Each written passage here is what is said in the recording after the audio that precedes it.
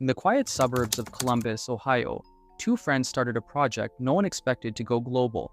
With nothing but a basement, a laptop, and a dream, 21 Pilots began their journey, fusing genres that didn't belong together, breaking rules that weren't meant to be broken, and building a fan base that would redefine what it means to belong to a band.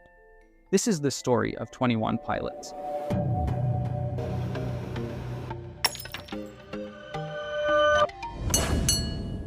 At the center of it all was a guy named Tyler Joseph, who at the time didn't look like a future Grammy-winning rock star, but rather the quiet kid, more comfortable observing than being observed.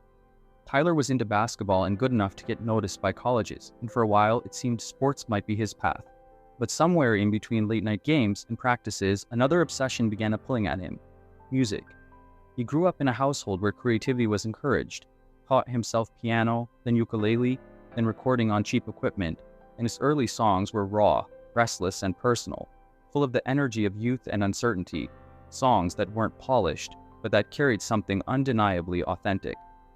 In 2009, he teamed up with two friends, Nick Thomas and Chris Sully, to form a band, and they needed a name. Tyler, inspired by Arthur Miller's play All My Sons, where a lie leads to the deaths of 21 pilots in World War II, chose a name that symbolized consequences and moral choices: 21 Pilots. This wasn't yet the stadium-filling band fans know today, but a scrappy local group burning CDs, hustling at small shows, building a reputation through sheer persistence.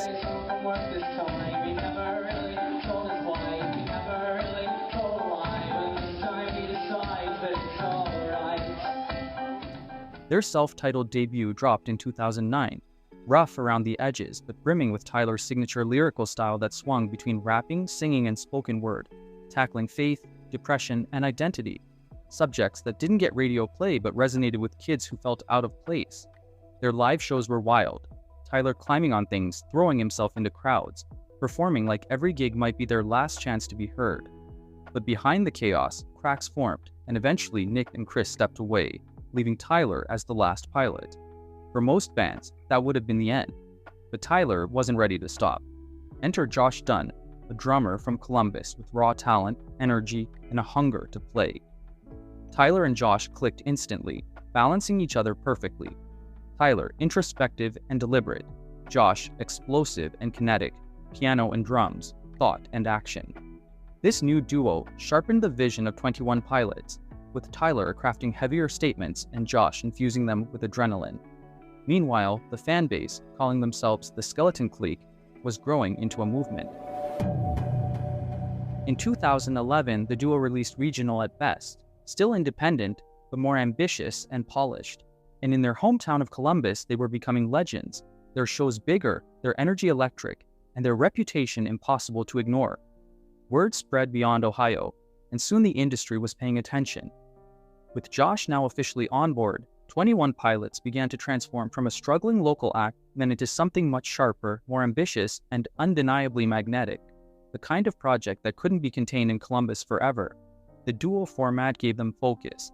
Tyler poured himself into writing songs that blended confessional lyrics, quirky wordplay, and unfiltered emotion, while Josh unleashed a drumming style that felt more like an attack than a backing beat. And together they forged a sound that was hard to classify, but impossible to ignore, somewhere between hip-hop, indie pop, alt-rock, and electronic chaos. Their second album, Regional at Best, dropped in 2011, and though it was technically a low-budget, independently released project, it marked the birth of the Tyler and Josh era that fans still think of as the real beginning of the band. Songs like Holding On to You, and it seems a lot like flesh is all I got. Not anymore. Flesh out the door. SWAT. I must do that. You can't trust me. I'm open a moment and go short before 21 Pilots had positioned themselves as a band on the verge.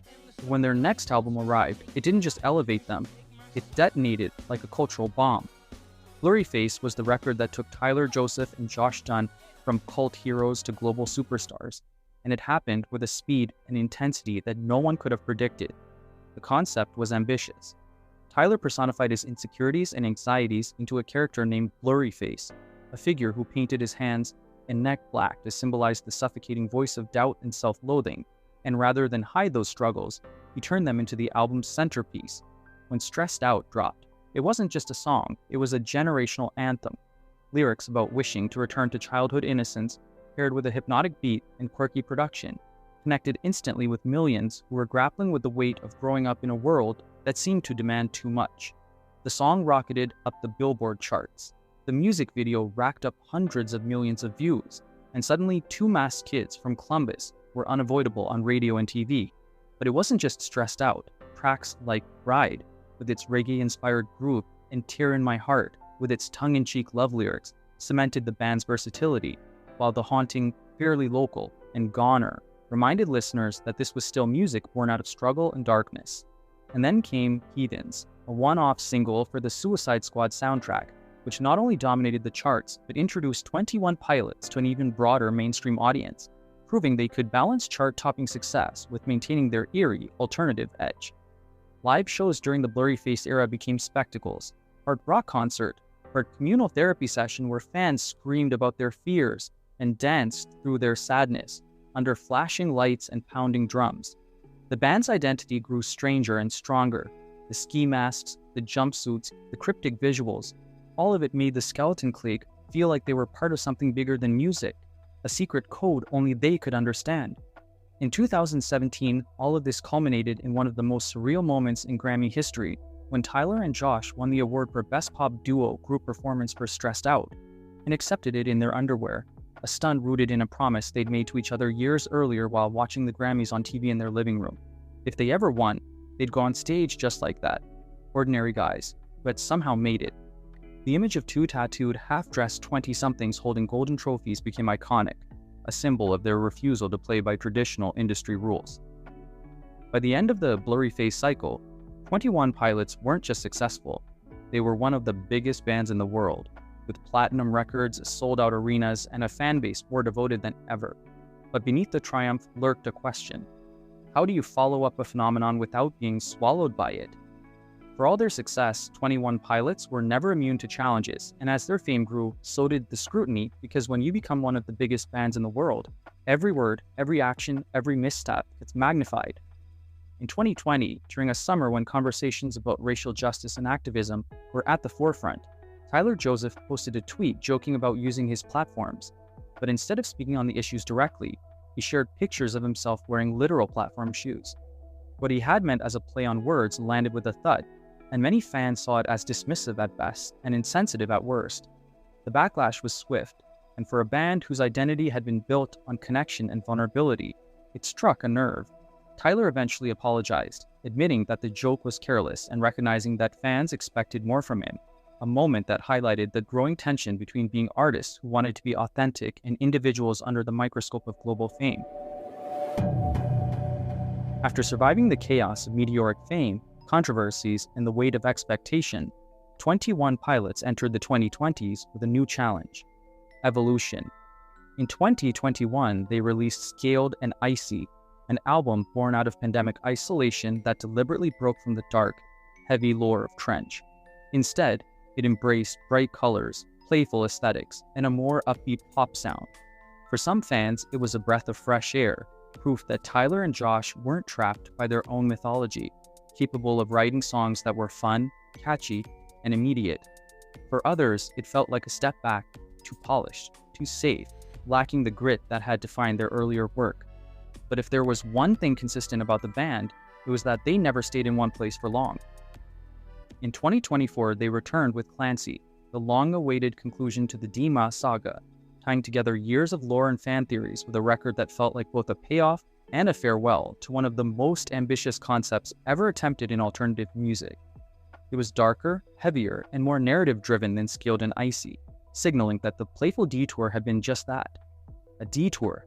For the Skeleton Clique, Clancy was a gift, a record that closed a chapter they had been living inside for nearly a decade, with songs that pulled no punches in their emotional weight.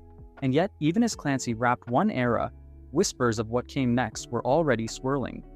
By 2025, rumors of a new project, titled Breach, surfaced, suggesting that the story wasn't truly over, that Tyler and Josh were preparing to push into yet another reinvention. At this point, the legacy of 21 Pilots was undeniable. Two misfits from Columbus had built one of the most passionate fan bases in the world, blurred genre lines beyond recognition, and turned their deepest insecurities into anthems that millions shouted back at them in sold-out arenas. They had faced their demons publicly, stumbled in front of the world, picked themselves back up, and kept creating.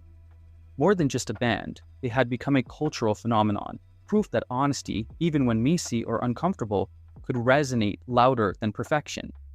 And as their story continued, one truth remained clear. The rise of 21 Pilots wasn't a straight path upward, but a jagged climb, full of risks, stumbles, breakthroughs, and reinventions. And that was exactly what made it so compelling. Because at the heart of it all, beneath the masks, the lore, the Grammy wins, and the headlines, it was still just Tyler Joseph and Josh Dunn, two friends who refused to give up, who built a world where the outsiders felt like insiders, and who proved that even from a basement in Columbus, you can take on the world.